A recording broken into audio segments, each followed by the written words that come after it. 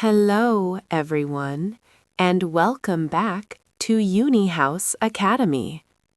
I am Nancy, and I am so happy to have you here with us today for another episode. How have you been doing lately? I hope your week has been productive and full of joy. Before we dive into today's very important topic, please take a quick moment to hit that subscribe button and give this video a like. It really helps our channel grow and allows us to keep creating free content for you. Today, we are going to talk about something that touches many of us: the money we spend on learning English. Have you ever felt like you are throwing money away on expensive schools or books that do not work? Well, you are not alone. Today, I want to share a story about how you can stop wasting money and start learning effectively by yourself. Let me tell you about a student named Sarah. Sarah was a hard-working professional who dreamed of speaking English fluently. She believed that the more money she spent, the faster she would learn. She signed up for the most expensive private academy in her city, bought every shiny new textbook she saw on the shelves, and even paid for a personal tutor 3 times a week. However, after 1 year and thousands of dollars spent, Sarah felt frustrated. She could pass a grammar test, but she could not have a simple conversation with a native speaker at a coffee shop. She felt like she was trapped in a cycle of paying but not progressing. This is a common story, and today we will look at how Sarah changed her life by stopping the spending. Sarah realized that fluency is not a product you can buy in a store. It is a skill you build with time, patience, and the right strategy. One rainy afternoon, she looked at her bookshelf filled with expensive manuals and realized she had never actually finished any of them. They were too boring and did not connect to her real life. She decided to quit her expensive school and try a different path. She started searching for ways to learn for free using the internet and her own environment. This was the beginning of her true journey to English mastery. She learned that the secret was not in the price tag, but in her daily habits. Let us explore the steps she took to transform her English without spending a single cent more. The first step Sarah took was defining her why. Most people start learning English because they feel they should, but that is not enough to keep you going when things get difficult. Sarah sat down and wrote a detailed narrative about her future self. She imagined herself giving a presentation in London, ordering food in New York, and making friends from all over the world. This became her emotional anchor. When you learn by yourself, you are the boss, the teacher, and the student. Having a clear vision of your goals is essential. For B1 learners, this means moving beyond simple words and starting to describe your dreams and feelings. Why do you want to learn? Is it for a better job, for travel, or for personal growth? write it down. Step 2 was all about immersive listening. Sarah stopped listening to the boring audio tracks that came with her textbooks. Instead, she started looking for English content that she actually enjoyed. She found podcasts about cooking and history, which were her favorite hobbies. At first, it was very difficult. She could only understand about 40% of what was being said. But she did not give up.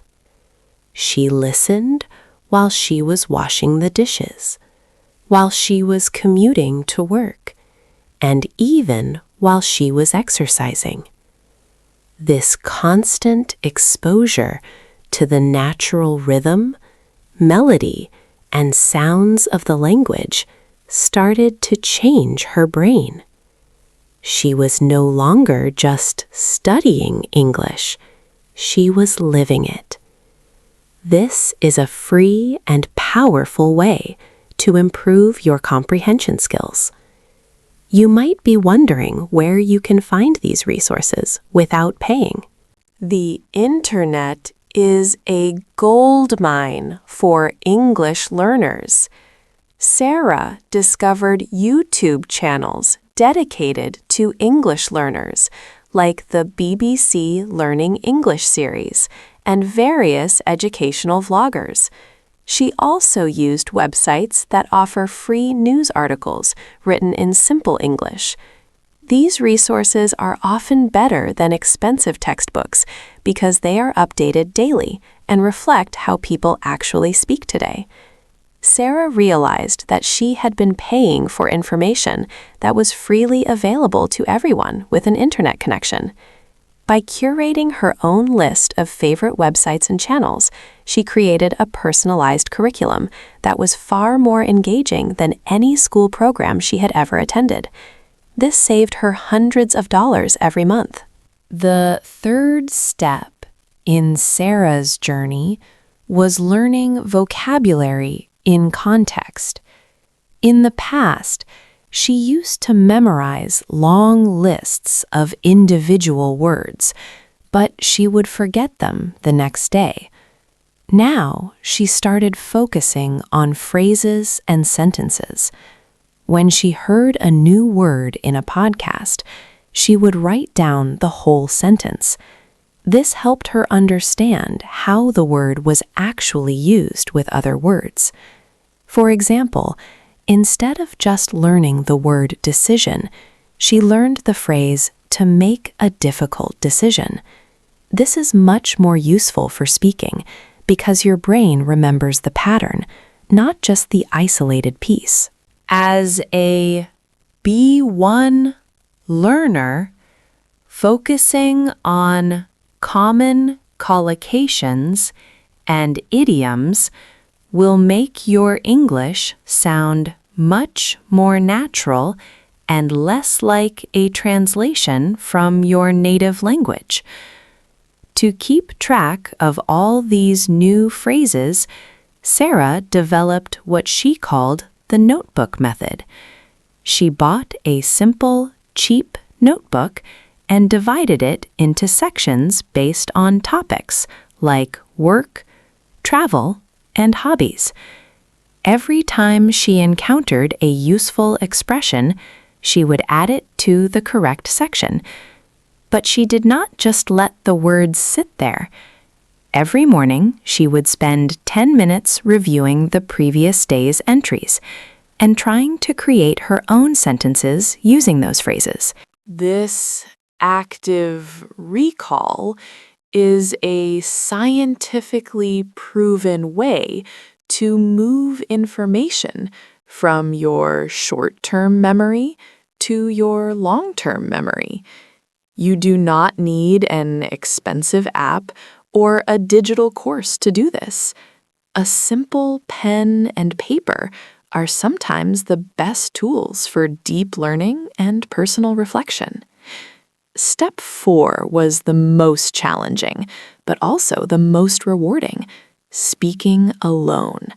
Sarah was often too shy to speak with others because she was afraid of making mistakes. So she started practicing by herself, using a technique called shadowing.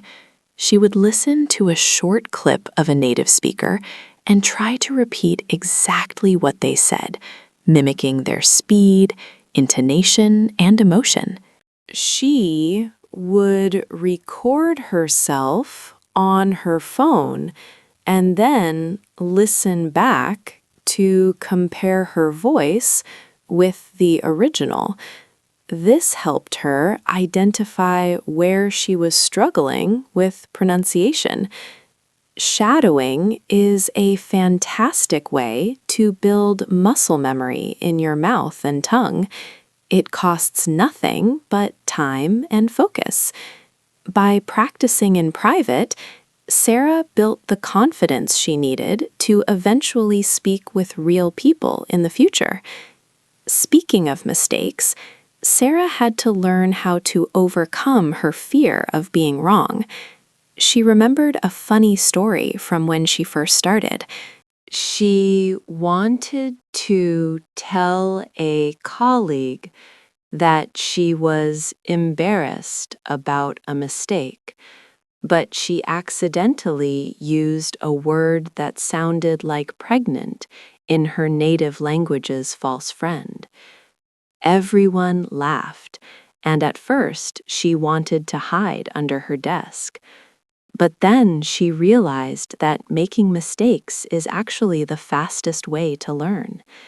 Every time someone corrected her, she remembered that specific rule or word forever.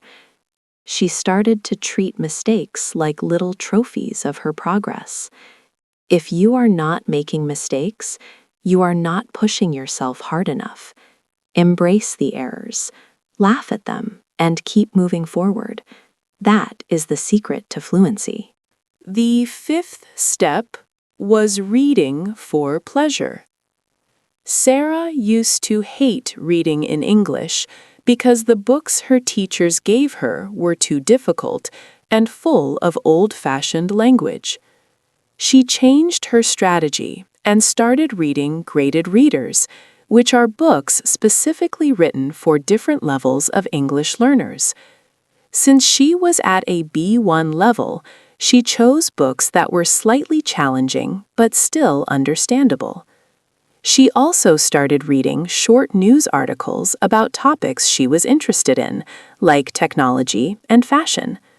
Reading helped her see grammar in action without having to study boring rules. She saw how tenses were used to tell stories and how adjectives were used to describe feelings. This subconscious learning is much more effective than memorizing grammar charts in a textbook. Another habit Sarah started was writing a daily journal in English. Every night before bed, she would write 5 to 10 sentences about her day. She would describe what she did, how she felt, and what she planned to do tomorrow. At first, her sentences were very simple, like, I went to work. I ate pasta.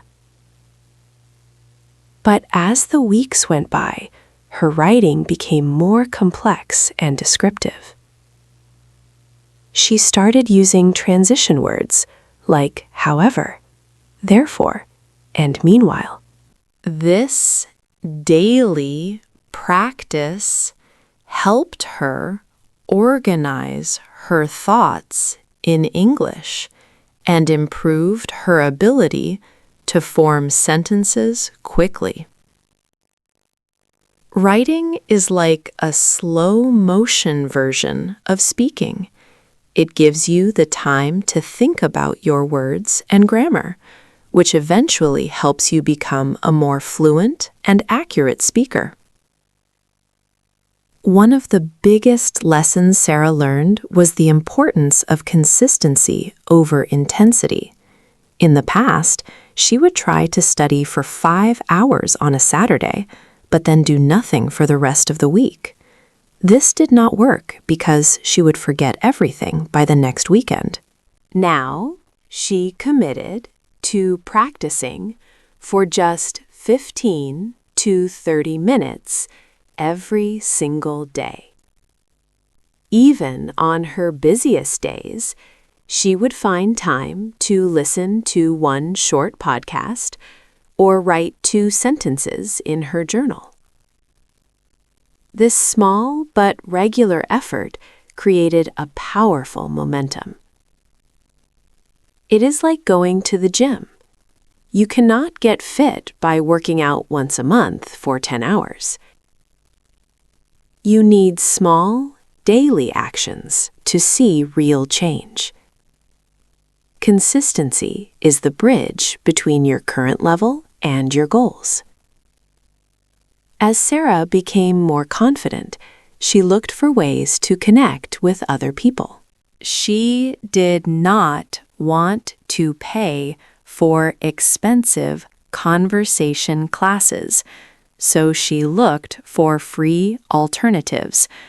She found language exchange apps where she could talk to native English speakers who wanted to learn her language. They would spend 30 minutes speaking in English and 30 minutes speaking in her native tongue. This was a win-win situation.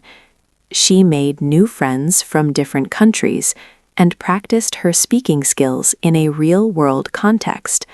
She also joined local meetups for language learners in her city. These communities provided her with support and motivation. You do not need to pay a teacher to practice speaking. You just need to find someone who is as curious as you are. Sarah also used a very clever phone setup trick to increase her exposure to English. She changed the language settings on her smartphone, her computer, and even her social media accounts to English. At first, it was a bit confusing to find her settings, but she quickly learned words like notifications, privacy, and storage. Since we spend so many hours on our devices every day, this small change provided her with hundreds of mini lessons throughout the week. She also started following English-speaking influencers and celebrities on Instagram and Twitter. This allowed her to see how people use casual, modern English in their daily lives. By turning her digital environment into an English-speaking zone, she made learning a natural part of her lifestyle instead of a chore. When it came to grammar, Sarah changed her perspective entirely. Instead of seeing grammar as a set of strict rules to be memorized, she started seeing it as patterns to be discovered. She stopped buying grammar workbooks and started paying attention to how speakers used specific structures in the videos and podcasts she watched. For example, she noticed how people used the present perfect to talk about their experiences. She would then try to use that same structure when talking about her own life. This pattern hunting made grammar much more interesting and less intimidating. That's all for today's episode. Thank you so much for practicing your shadowing with UniHouse Academy. If you enjoyed this, please subscribe and give us a thumbs up. See you in the next one.